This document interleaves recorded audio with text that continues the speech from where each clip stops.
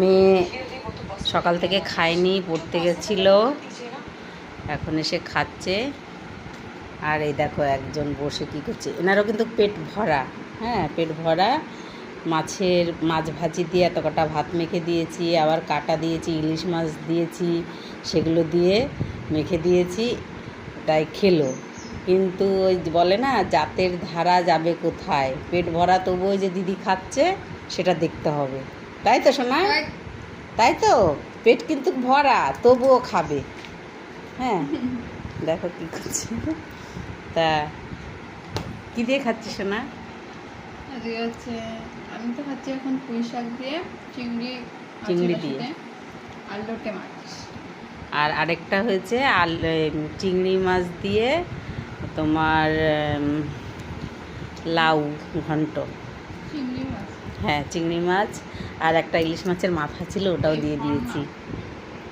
আর এই দেখো দুষ্টু, একে এখন না এটা হচ্ছে ছেলে মিন্টু, তাই একে প্রতিদিন রাত্রেবেলা 2টোর পরে একটা বড় ছেলে বিড়াল কোথা থেকে আসে জানি না, এসে হামলা করে। তা পরশুদিন এসে, ওটা বন্ধ কর, পরশুদিন এসে আমাদের মশারি ছিঁড়ে দিয়েছে, অনেক বড় মশারি ছিঁড়ে দিয়েছে। হ্যাঁ, তাই কালকে ঘরের থেকে পালিয়ে গেছিলো বাঁচার জন্যে।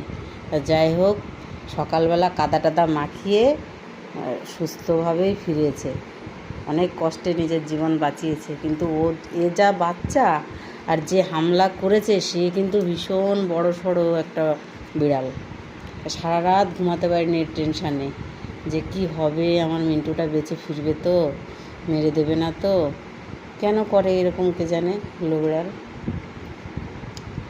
ঠিক আছে, অনেক দিন তো ভিডিও করা হয় না, তাই আজকে একটু তোমাদের সাথে শেয়ার করলাম আমার মিন্টুর কাহিনী। কেমন লেগেছে জানিও, ভালো লাগলে লাইক, শেয়ার, কমেন্ট করে দিও। ঠিক আছে, টাটা, বাই।